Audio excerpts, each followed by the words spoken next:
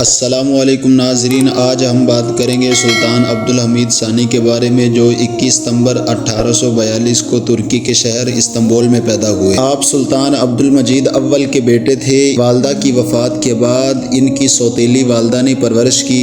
بہت سے دوسرے عثمانی بادشاہوں کے برخلاف سلطان عبدالحمید ثانی نے بہت سے دور دراز کے ممالک کا دورہ کیا۔ تخت سنبھالنے سے 9 سال قبل وہ اپنے چچا سلطان عبدالعزیز کے ساتھ کئی یورپی دارالحکومتوں اور شہروں میں گئے۔ ان میں سر فہرست لندن، ویانا، پیرس اور اس جیسے کئی دوسرے شہر شامل ہیں۔ سلطان عبدالحمید ثانی 31 اگست 1876 سے 27 اپریل 1909 تک خلافت عثمانیہ کی باغ ڈور سنبھالنے والے سلطان تھے۔ خلافت عثمانیہ کے 34ویں سلطان بنے۔ آپ اپنے بھائی مراد کے معزول ہونے کے بعد تخت نشین ہوئے۔ کی تخت نشینی کی تقریب بھی باقی عثمانی سلطانوں کی طرح صحابی رسول حضرت ابو ایوب انصاری کے مزار پر ہوئی، جہاں انہیں عثمانی تلوار پیش کی گئی۔ زیادہ تر لوگوں کو سلطان عبدالحمید ثانی سے آزاد خیال تحریکوں کی حمایت کی توقع تھی، تاہم انہیں ایک انتہائی مشکل اور نازک دور 1876 میں تخت نشین کیا گیا، جب اقتصادی اور سیاسی انتشار اور بلقان میں مقامی جنگیں اور 1877 سے 1878 میں روسی اور عثمانی جنگ نے سلطنت عثمانیہ کے وجود کو بھی خطرے میں ڈال دیا۔ 23 ستمبر 1876 کو پہلے عثمانی آئین کا اعلان کیا، تاہم انہوں نے 1876 میں پارلیمانی آئین سے اختلاف رائے کا حوالہ دیتے ہوئے